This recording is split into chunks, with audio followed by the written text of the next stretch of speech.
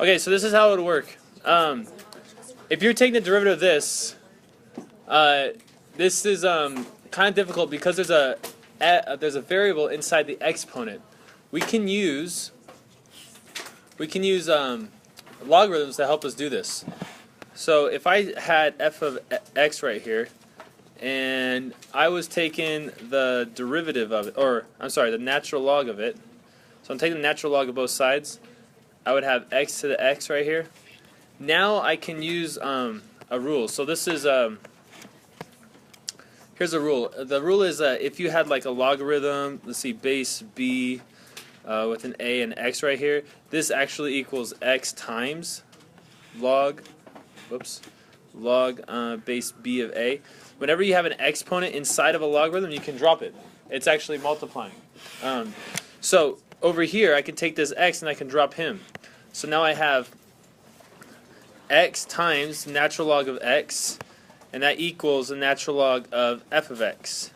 Now there's something else right here that you guys should recognize, and that is whenever you take the natural log of a function, like if you had the natural log and you have a function inside of it, and you were taking the derivative of this, we showed yesterday that this actually equals f prime of x over f of x.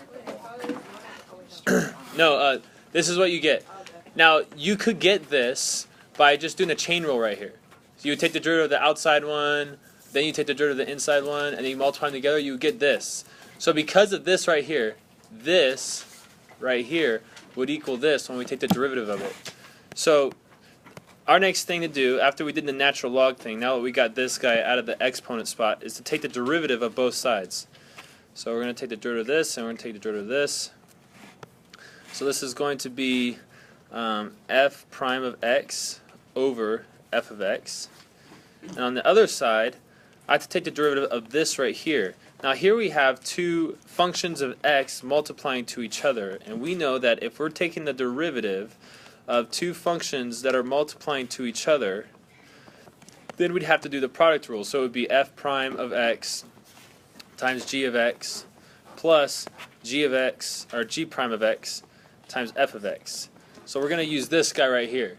Alright, so let's see, what would that be? Well, what's the derivative of x? That's the first one. The derivative of x is 1, so we have 1, and we have to multiply it times the second one, so that's just going to be natural log of x. We're going to add to that the derivative of the second one. What's the derivative of natural log of x? 1 over x.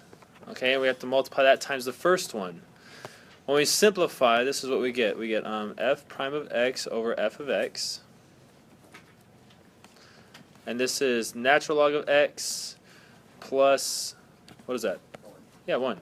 Okay, so this is what we have so far. Now remember, our whole goal here is just to differentiate this. Is this f prime? No, this is f prime divided by f. So what are we going to have to do to get f prime alone? Yeah, we multiply both sides by f of x. That would cancel these guys out down here, and f prime would be all alone. Aww. But that's what we want. So the other side, we have to multiply this side by f of x. But instead of writing f of x here, what actually is f of x? That's x to the x. So this is natural log of x plus 1. Oops, I should write this in red if I want to be consistent. Natural log of x plus 1 times x to the x. So that is the derivative of this guy right here.